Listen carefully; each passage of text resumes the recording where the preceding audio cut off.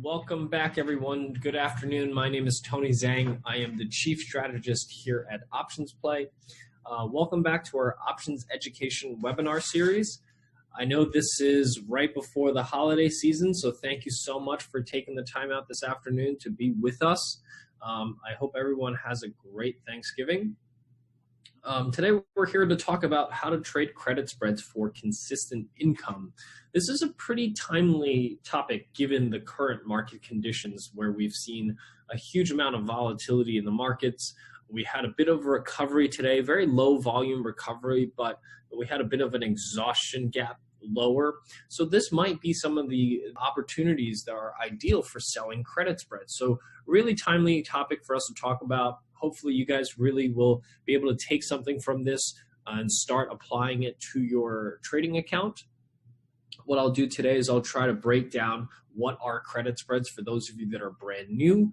More importantly, when should you trade these credit spreads? Really important thing to understand because I do see a lot of users trade credit spreads in conditions that I don't think necessarily are ideal, or at least if they had better alternatives, they may consider an alternative strategy. So really important, what we want to do is actually compare trading credit spreads versus some other strategies so that you have a fair understanding as to how these strategies work, when should you trade it, and then most importantly, showing you the actual tools that are available to you here at Firstrade to help you analyze these strategies so that you understand exactly what your risk and rewards are in order to start trading these strategies.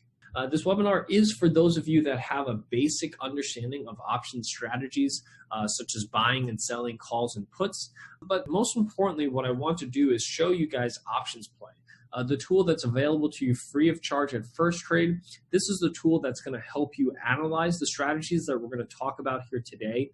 I'll talk about best practices about how to get into these trades, what to look for in terms of expiration date and strike prices, and more importantly, how to manage these trades. And we'll show you how to do all that analysis within Options Play that's available to you here at Firstrade. So today what we'll do is we'll go over a few different things. We'll talk about what are credit spreads, when should you use credit spreads. For those of you that are brand new to this strategy, I'll break down this strategy to kind of better explain it, the rationale behind why you would trade any of these types of strategies. Then I'll talk about how to trade these trades effectively. This really comes down to selecting the right expiration date and strike price. So knowing kind of what are best practices will really help you quickly find the right credit spread to trade. And then what's really important for a lot of traders is not only getting into the trade, but more importantly, how do you get out of that trade? So this is really why we want to spend as much time as possible to show you best practices for how to manage risk on a trade. And then lastly, I'll spend as much time as I can using Options Play, showing you some real life examples of trading strategies so that you can see exactly how to apply what we're teaching here today. So before I get started, I just want to remind everyone, when you trade at Firstrade, you have $0 commissions, which are spectacular for trading credit spreads, because a lot of times when you're trading multi-leg trades, they can get expensive. A lot of credit spreads, you may be only picking up sometimes 30, 40, 50 cents in premium. So if you're paying 10, 12 bucks in the commissions, you're not eating 10, 15, 20% of your trade into commissions on the way in and the way out, because you're getting $0 commissions on stocks, ETFs, options, and mutual funds. And the great thing here is that it applies to options. There's a lot of places that give you $0 commissions on stock trades, but certainly not on options. And just a reminder, Firstrade has recently just won Kiplinger's #1 best online broker for ETF and bond investors. So let's jump into what are credit spreads. I'm going to first go through the slides just to break down what credit spreads are. I'll show you a quick example using Options Play, and then we'll jump back to the slides to talk about the strategy and best practices. So when we're talking about credit spreads, there's really two trades that you can make. You can trade a bullish trade, which is what we call a bull put spread, and then a bearish trade called a bear call spread. So this is really used for any stock or ETF that you have a bullish or bearish view on. You can trade a credit spread. So what is a credit spread? So first, in the example that I'm going to give you, I'm going to use Stock XYZ. Let's pretend that Stock XYZ is trading at $100 and I'm bullish on this stock. So before I actually start constructing the strategy and showing you how this works, I want everyone to understand that trading credit spreads is what we call a limited risk and limited reward strategy. This means that your best case scenario and your worst case scenario is limited, and you know what those best and worst case scenarios are before you get into a trade. Now, for those of you that are brand new to trading this strategy, I tend to find that that's one of the easiest ways to understand a strategy that has unlimited risk and reward, because you really know it's kind of a binary event. You already know what the best and worst case scenario is. It's a little easier to manage the trade because you already know what the best and worst case scenario, which means that once you're in the trade, if you're losing on the trade or if you're making money on the trade, you already have an expectation of what's going to happen, which makes managing your emotions also a lot easier, in my opinion. So that's why I always recommend making sure that you use these types of strategies, especially if you're starting out, because this allows you to take the directional view, but if you're wrong, you have limited risk. So going back to the example of stock XYZ trading at $100, this is, again, a bullish view on this trade. So I think the stock's going to rise in value. What you can do is you can sell a short put vertical. This is a bullish trade. Now, this trade is constructed by two legs. The first leg is by selling a $100 put. Now, selling a $100 put on its own is technically a bullish trade. As long as the stock goes higher, when you short a put, you'll make money on that trade. So let's say you collect $4 to sell the $100 put. However, if you just did that, you would have unlimited risk. If the stock went down, you would have further and further losses all the way down to zero, where you lose $96.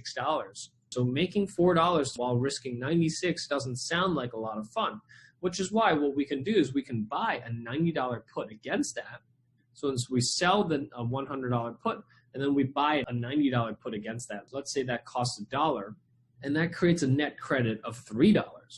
So that means that I'm going to collect $3 to take this bullish trade, and because the distance between these two strikes, a 100 strike put and a 90 strike put, is $10 wide, that is what we call the opportunity. And whatever you collect in terms of your net credit on the trade is your max reward, and whatever is left of that $10 opportunity is going to be your max risk. So these vertical spreads tend to be fairly easy to understand because the distance between the two strikes represent your opportunity, and whatever you have in terms of max reward, the rest of that will be max risk. So if you have a $10 wide spread and you have a $3 credit, then $7 is your max risk. Now, the reason that this is a very popular strategy and the reason that a lot of people like to trade it is because it's a very forgiving strategy. What I mean by that is that most other strategies that you're bullish on, the stock needs to move higher in order for you to profit. When you're trading credit spreads, that's not the case. When you're trading credit spreads, even if the stock doesn't move any higher, you'll still be able to profit. And that's something that sounds very counterintuitive to a lot of people. So this strategy is actually profitable as long as XYZ stays above $97, which means that if the stock goes higher, you'll make money. But if the stock stays exactly where it is at $100, you'll still make money.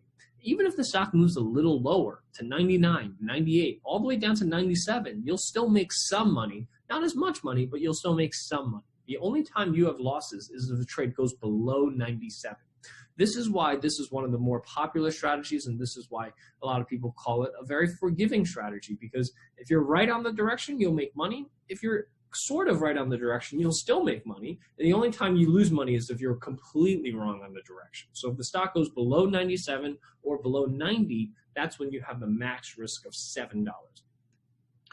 Conversely, if we're talking about a bearish trade, we're going to talk about the opposite end.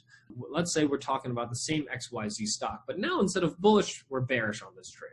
So now we're going to look at the bearish credit spread that you can trade. So we're going to start off by doing the opposite. We're going to sell a 100 strike call, and let's say we collect $4 for that call. Selling a 100 strike call in itself is bearish. However, that bearish trade has unlimited risk. That's something that, number one, I don't recommend you to do, especially when you have the option of trading something that has limited risk. So what we do is we buy a 110 call against that 100 call. So let's say we collect or we pay $1 for that. So that means the net credit we receive on both legs is going to be $3. Now, it's the exact same thing because the opportunity is $10, the distance between these two strikes, the 100 and the 110 call. Your max reward here is $3 because that's how much you collect on the trade. And lastly, your max risk is what's left of that opportunity.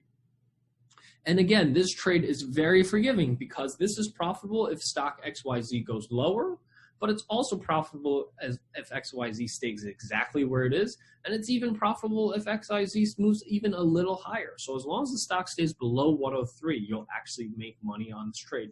The only time you lose $7 or more, or $7, is if the stock goes above 110 or higher. At that point, you will lose $7 on the trade versus the $3 that you collect on the trade. So this is a quick breakdown of the trade. Now, before I move down into how do you actually go about selecting these strikes, best practices for this, I just want to show you guys a quick example of this. So I'm going to use QQQ because this is the ETF that tracks the NASDAQ 100 index. This is one that's probably everyone's taking a look at these days.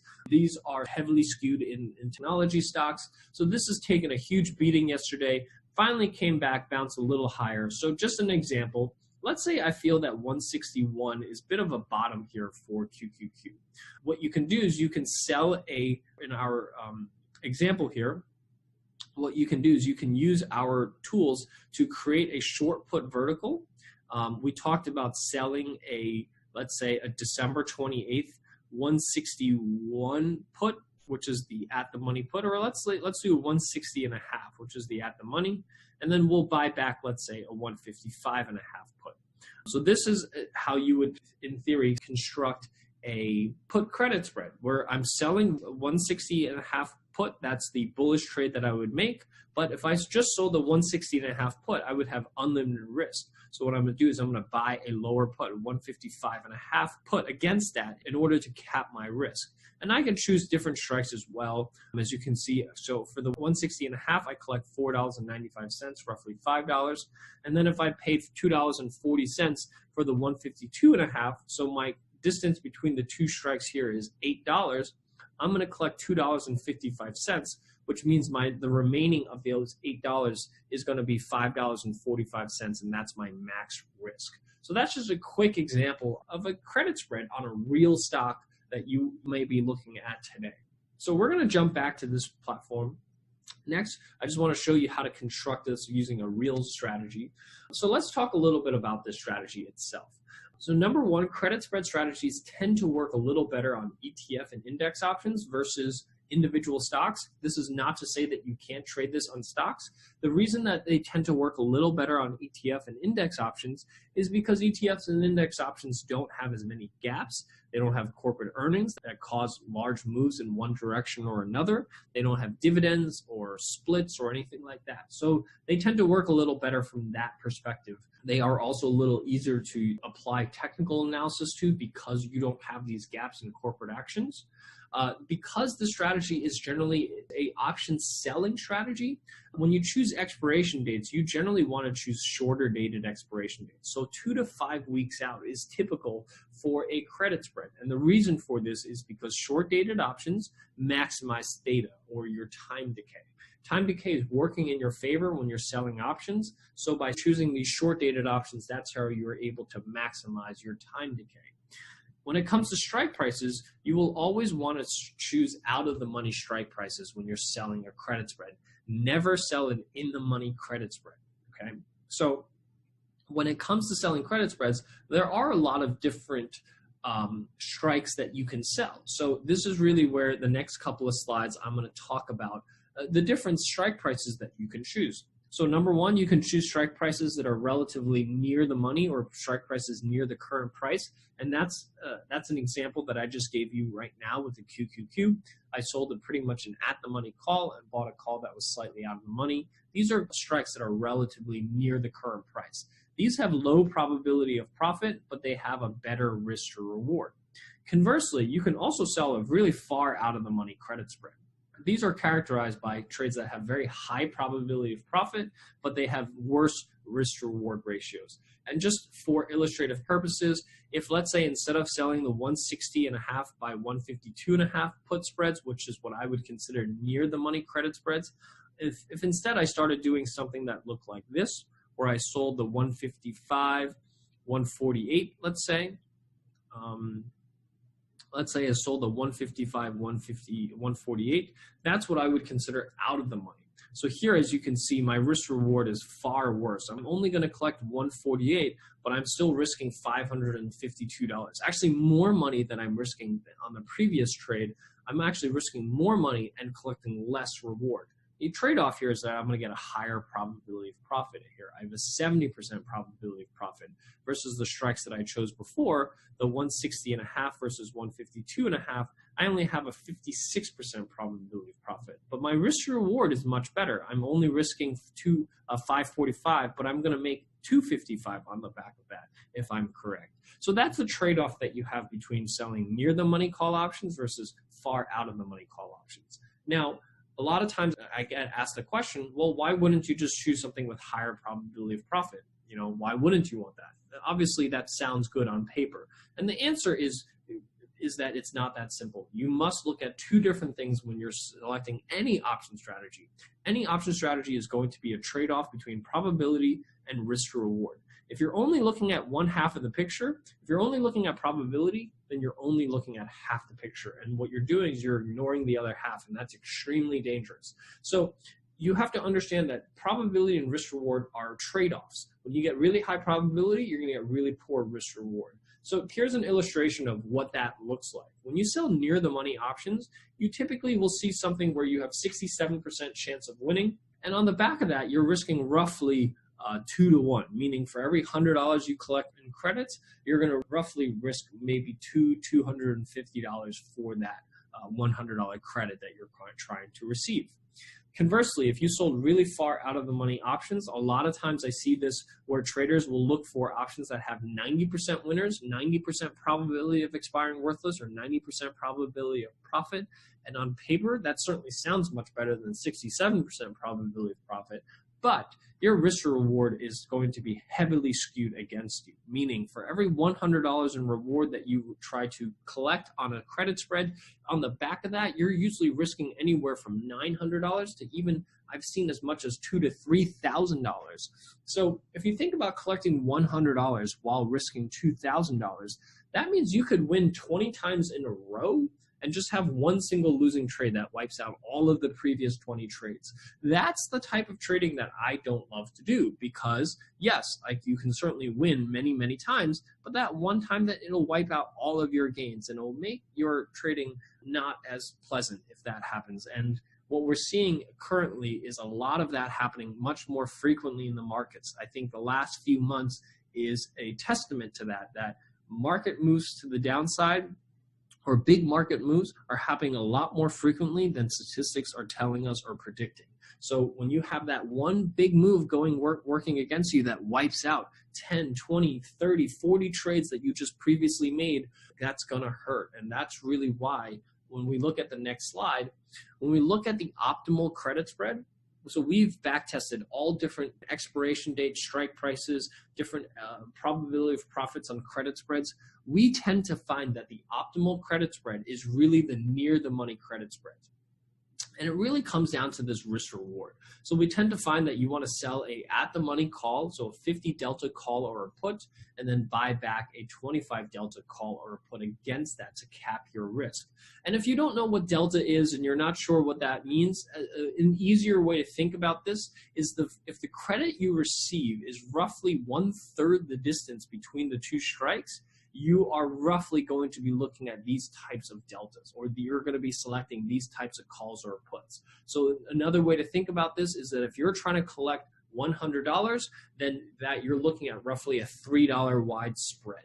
And these are characterized by probability of profits of somewhere in the 67% range, 60 to 67% range, and you're risking roughly 2 to 1 on each trade. So if you're selecting something with a $3 wide spread, you want to collect roughly $1. If you're looking at a $5 wide spread, you want to collect roughly $1.67. If you're looking at a $10 wide spread, you're looking to roughly collect $3.33 and so on and so on. And we'll give you a few examples of some real stocks coming up using options play of this example. Even if you're not looking at delta, you can still select them by using this rule of thumb. So now that we talked about how to construct credit spreads, what are best practices for selecting optimal credit spreads, now let's take a look at when should you actually execute these types of trades. So number one, it's really important to understand that you should only trade a credit spread when you expect a neutral or modest move. So when we talked about having a directional view, so a stock XYZ, at 100, you think you're bullish on it, or QQQ, like the ETF that we're looking at that tracks the NASDAQ 100 index, maybe you're bullish on it, or at least you don't think it's going to continue moving much lower. So when you have a neutral, or if you think the stock's going to move modestly higher, that's actually when you want to use credit spreads. So for those of you that use technical analysis, are familiar with momentum indicators, whenever they reach overbought and oversold conditions, these are ideal times to enter a credit spread. A lot of times, those of you that use charts, that use double tops and bottoms, when you feel that the market has hit a double top, that might be time to sell a call credit spread. When they hit a bottom, that's when you want to sell a put credit spread. Now, the one thing to really remember about credit spreads is that you do not want to use them when you expect a large move. The reason for this is because when you do get a large move, there are far better ways to deploy your capital than selling a credit spread. So just a reminder, if you're bullish on the trade, mildly bullish, modestly bullish, you want to sell a put credit spread. And if you're modestly bearish or mildly bearish, you want to sell a call credit spread. So in the next slide, what I want to do is just illustrate to you what it looks like visually when you should consider looking at a credit spread versus perhaps when it's better to look at other types of strategies. So here I have a stock that's been range bound for quite some time between 101 and 103. And I have a stochastics indicator here at the bottom that tells you oversold and overbought conditions. And the idea is that whenever the market reaches this oversold condition, when it's range bound, like when the stochastics here is near the bottom, this is when you want to sell that put credit spread. So every time it hits that floor and the stochastics indicator hits oversold, that's when you want to sell a put credit spread. Conversely, every time the stock hits the ceiling and it reaches overbought, that's when you want to sell a call credit spread. And the characteristics of a credit spread trader is you can trade the same stock over and over again. You can even sell a call credit spread up here, and within a few days, start selling a put credit spread, even if the call credit spread that you sold a few days before has not expired yet. That's one of the things about trading credit spreads, is that you tend to trade the same stock over and over again. Versus if, let's say you have a stock that's been the same stock it happens to be, where it's making a big move and it's starting to make smaller and smaller moves, and it hits this apex of the triangle and it breaks out. And you think that this stock can make a big move higher. This is really where you could trade a credit spread, and you will profit if you sold a put credit spread and the stock went higher. But it's going to be a very inefficient way to deploy your capital. And if you're wrong on your analysis, you're going to be risking a lot more money than what you're collecting on the credit. So when you're expecting a large move, and I'll give you an example of this in a few minutes using options play so that you can compare the two, but when you expect a big move, you're much better off trading other strategies like debit spreads, or even just outright buying a call will be much better way to deploy your capital than selling a credit spread when you do expect a big move. So remember, when you're expecting a modest or neutral move on a stock, that's when you want to sell credit spreads. When you expect a large move to happen, don't sell a credit spread. Trade other strategies that are going to be much better for your risk and your capital. So now that we talked about what credit spreads are, how to construct them, best practices, and when to trade them, once you're in a credit spread, how do you actually manage it? This is really where risk management is absolutely key. We talked about entry strategies. You want to time your entries with tops and bottoms. So whenever you feel that a stock is overbought or oversold or near a top or near a bottom, those are ideal times to enter a credit spread. You can string calls and put verticals together. Even if one hasn't expired, you can trade them over and over again. But once you're in that credit spread, the goal here is always to let the credit spread expire worthless and let you keep that credit. So the goal here is to keep the credit and let the call or put to expire worthless. However, that doesn't always happen, meaning the stock doesn't always move in the direction we expect it to. Sometimes the stock moves in the opposite direction. I think the last few weeks is probably an example of this, where there were some days where we felt that the market is kind of done selling off, and the very next day it just continues and continues and continues, right? So markets, no matter how good we are at predicting it, will many times on some days just work against us. So when that does happen, it's really important to manage your risk. So how do you manage risk on a credit spread? This is really where it depends on how much credit you receive. And I usually like to think of credit with respect to the width of the vertical. So we talked about the width is the distance between the two strikes. If the credit that you receive is greater than 1/5 of the vertical width, so in the example that we talked about, we find that the optimal spread is 1/3 of the width. So if you're collecting anything more than 1/5 of the width, which is what our optimal credit spread tends to be, you want to cut your losses if the trade is lost anywhere from 75 to 100% of the credit that you receive. So if you've received $1 and it's now trading at $1.75 to $2, that's when it's time to get out of the trade. If you're selling really far out of the money credit spreads, meaning strikes that are very far away from the current price, and you're collecting less than 1/5 of the vertical width, that's when you want to cut losses where you've reached at least about 1 to 200% loss. So if you're collecting $1 on, let's say, a $10 wide credit spread, then as soon as that reaches $2 or $3, that's when it's time to cut your losses on that particular trade. So those are ways that you can manage your risk once you're in the trade, so that even though you do have risk that's substantially more than what your reward is, you can sort of try to cut that off early by using these rules to manage your risk once you're in a trade. So with that, what I want to do is I just want to jump over to options play. I want to look at some more examples, and I want to show you how you can utilize credit spreads for your trading. So we talked about QQQ, but I'm going to go over to Apple real quick. I want to look at Apple because this is a stock that many of you probably either hold in your portfolio or looking at or thinking about either getting in, or perhaps some of you are taking some losses on this trade over the last few weeks. So let's take a look at Apple. Apple's really sold off heavily. Valuations have certainly come down substantially on this trade, so I do think that there's a possibility that there's a bounce from people who are looking to pick this up at a cheaper price. So first, I'm going to select I'm bullish. As you can see, the bullish trades don't look very good, partially because options are very expensive. So what I'm going to do is I'm going to set up a call vertical. Like we said, we want to do relatively shorter dated options. So what I'm going to look at is maybe the 175, 160, which is that's a $15 wide spread. That's too wide. Let's look at the 170, 165.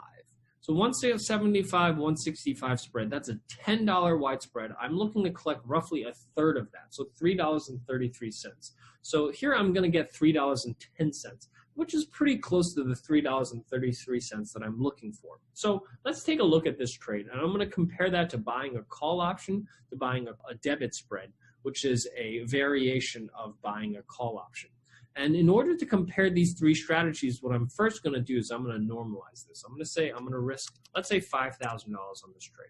So here I can sell 7 contracts of the credit spread, I can buy 4 contracts of the call, and I can buy 4 contracts of the vertical. So I want to take a look at how these 3 strategies perform depending on what my views are for Apple. So I think for a lot of people, they certainly will feel that Apple is certainly near a bottom. I don't know if this is the bottom yet, but the fact that we've had 2 consecutive days that have no longer moving lower is certainly one of the first things that you'd be looking for during a bottoming formation. So let's just say we think that the stock is not going to go much further below 175. So what happens if, let's say, by expiration date of December 21st, the stock is trading at 175? So I'm going to change this to December 21st, which is the expiration date of this strategy. And this is really where we want to utilize our P&L simulator to simulate what's going to happen in the future and how each strategies perform. So as you can see, if the stock stays at 175 by December 21st, which is a support level that we see right here, as you can see, if I sold this credit spread, the one that we're just talking about here, I make a $2,100 profit. That sounds pretty good. But if I bought the call option, I lose $2,700. That doesn't sound very good. And if I bought the vertical here, the debit spread, I lose also $2,700. So very clearly, if the stock stays where it is, and this is the neutral view that you may have on the stock, it's very clear that credit spreads is the king here. If the stock stays where it is, you definitely want to sell credit spreads. You certainly don't want to buy calls, and you certainly don't want to buy call spreads. And as you can see, even if the stock moves modestly higher, 180, as you can see, still I make $2,100 here on the credit spread because that's actually the maximum money that I could make on a credit spread. But if I bought the call option on the vertical, I actually still lose $1,500 or $1,600. Certainly not what I want. So even if the stock moves modestly higher, I'm still much better off selling the credit spread. What happens if the stock moves to 185? Still, even if the stock moves $10 higher, this call option is still not going to give me a return. I'm basically breaking even on this trade. So clearly, even if there's a modest bounce on this trade, I'm not going to make my money back by buying a call or a call spread. And that's really important to understand because I think that sometimes is somewhat counterintuitive for some people because you're thinking that if I buy a call option and the stock goes 10 points higher, I should make some money, right? But because of time value, because of time decay that's working against you when you're buying an option, that actually ends up eroding all of the profits that you made on that $10 move versus a credit spread doesn't have that problem. Credit spreads, the time value is actually working in your favor. So as time goes on, you actually make money. So this is really the two options that you want to make sure that you better understand. And our P&L simulator is designed not only to provide you with analysis to how much money you make or lose, but more importantly, teaching you how these strategies will perform so that you are better prepared for these once you're in a trade, because I tend to get a lot of questions from users that have told me, I bought a call option, the stock went up 10 points, but I still lost money. How come? And this is really how you can use our tool to show you that thing. So as if the stock went up to 185 by, let's say, next week, you would actually make some money on the call. So if, let's say the stock went to 185 and you bought this call today for $4,600, you make $1,000 profit, which sounds pretty good, right? But as you can see, as time goes on, that profit erodes because of that time value that we talked about. And by December, you've actually lost all of that $1,000 to time value. So that's really what you want to avoid. So conversely, what happens if the stock goes even higher? What happens if it goes to 190? So as you can see, if it goes to 190, now things start to look a little bit more interesting, right? So at 190, you're still actually going to make more money on the credit spread. So here, as you can see, if the stock bounces all the way up to 190, you're going to still be better off trading the credit spread versus buying a call or a call spread. Only if it goes up significantly higher does the other strategies start to outperform. As you can see, when the stock goes to 195, which in my opinion, for a stock like this is not that crazy because it was at 195 literally last week. If that does happen here, as you can see on the credit spread, I'm still only going to make $2,100. But if I bought the call option, I make $3,500 versus $1,800 on the debit spread. So it's very clear that if I'm expecting a move quickly back up to 195, I'm much better off buying the call versus the credit spread. So this is really where you can use our P&L simulator to simulate different outlooks on the underlying stock. You can use technical analysis, you can use fundamental analysis to drive your outlook. Whatever that is, you can plug that in and see which strategy gives you the better return. That's going to help you understand and more definitively know exactly which strategy is best for you. And as you can see, even if the stock goes down a little lower, what happens if it goes down to 173 or 172?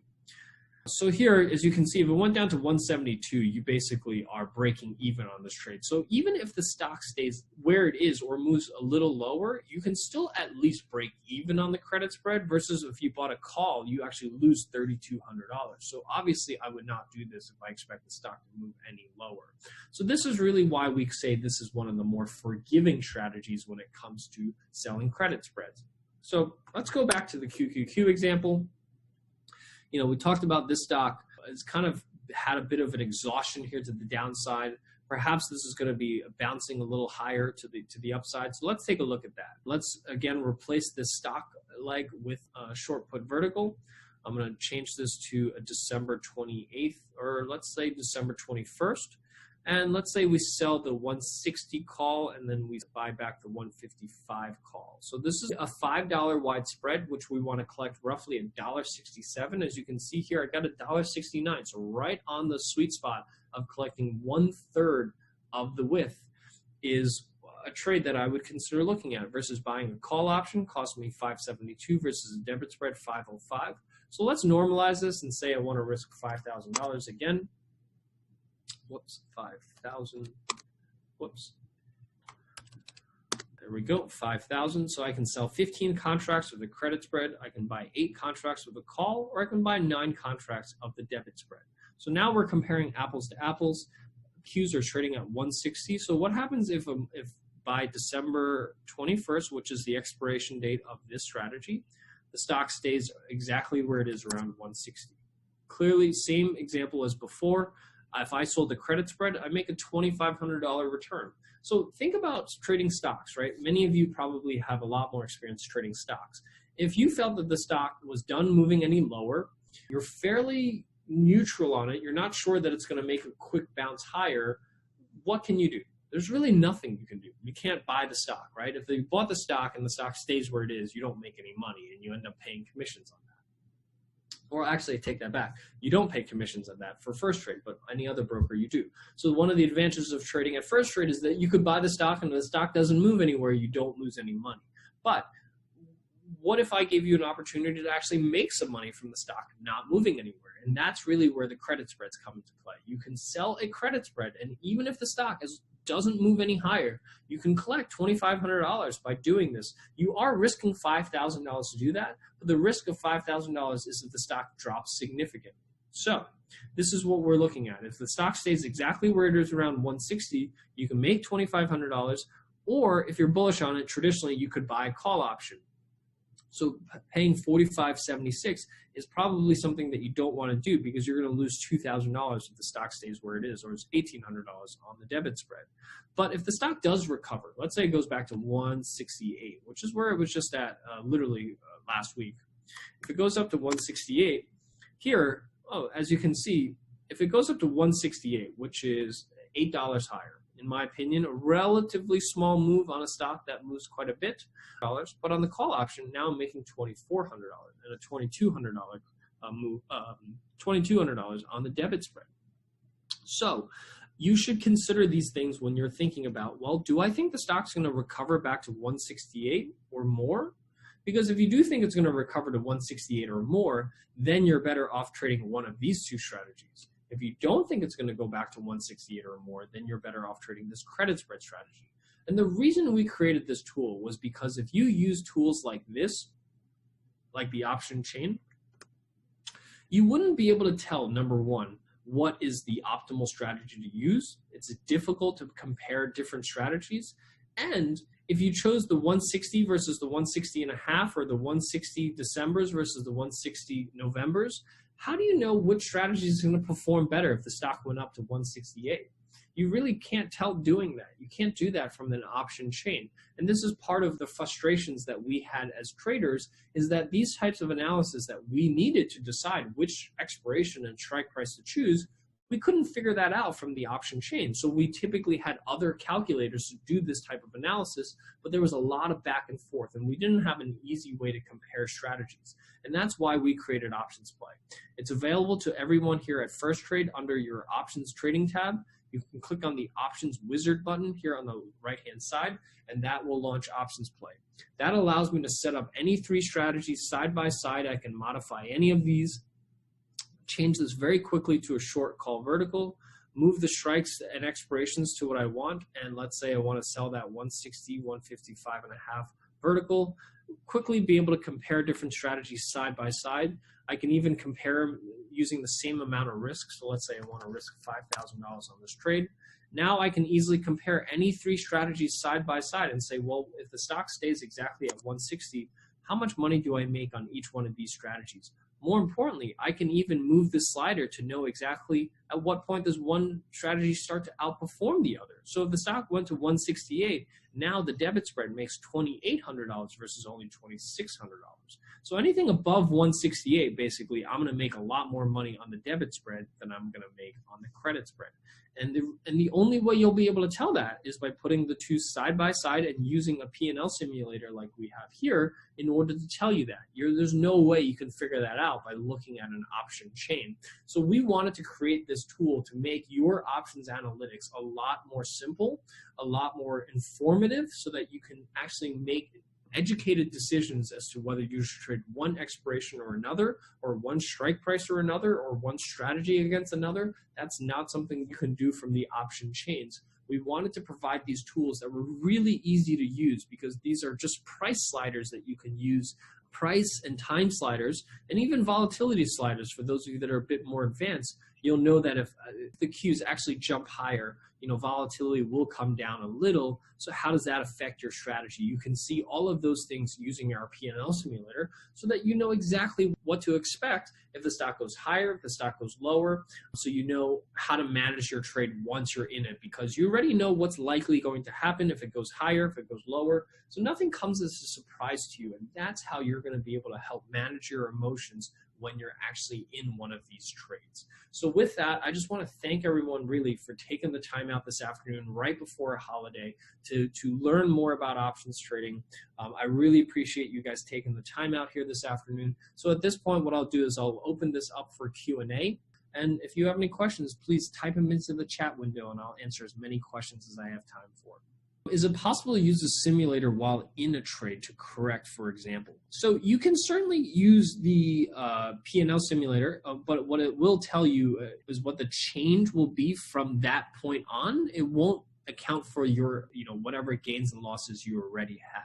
So if, let's say, you sold this December 20th, 150, 160 put vertical, and 3 days later you're in this trade and this trade is profitable, you can still pull up the same thing and you can still use the P&L simulator, but what any changes that it'll tell you here is further changes. It won't account for your existing profit and loss. But yes, you can use it to give you an idea as far as if the stock continues to go, how much money would you make further or less. I hope that makes sense.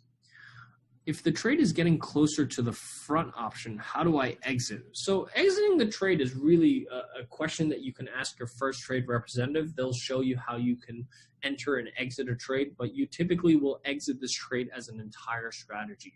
So it's basically a to close order that you can enter in your broker's platform. If I want to end up with break even, how can I give a stop loss when placing an order for credit spread? So first of all, I don't know why you want to end up at break even. I think you'd want to make a profit on any of these trades, but you can call your Firstrade representative as to how to enter a stop loss order for your credit spread. Does everyone have access to using this tool? If you have a live account with Firstrade, you do. Again, to access it, it's under your trading options, your options trading tab. You can click on the options wizard tab here on the right-hand corner. What option level do you have to be to trade puts? As far as trading puts, usually that's level 2. To trade credit spreads, these are debit and credit spreads. That's level 3. You did not use delta. Where do you see it? So you can certainly find delta here. If you click on any strategy, you can see at the bottom explain strategy in Greeks. So here's the delta, so you can see what the delta of each option is. That's one of the places that you can use delta. But like I said, you can also use the rule of thumb of always trying to collect through 1/3 of the width. So if, let's say, I'm looking at a $6 wide spread, so let's say I'm selling the 160 and I want to buy the 165s, that's going to collect $2.32. So that's more than 1/3 of the width. So what I'm going to do is I'm going to move this out a little or make this a little wider until I'm looking at roughly about $1.67 in terms of, whoops, there we go. So here I'm looking at roughly $1.67. Here we go, exactly 1/3 the width. That's one of the things that you can do if you're not looking at delta. And one last thing is, if you're ready to place one of these trades, one of the best things that we've done is when you hit the trade button, there's a preview order button. What that does is it pre-fills your ticket for you. That allows you to instantly enter this order as this trade that you're analyzing on options play in an order, so that you are not having to enter any of these things manually.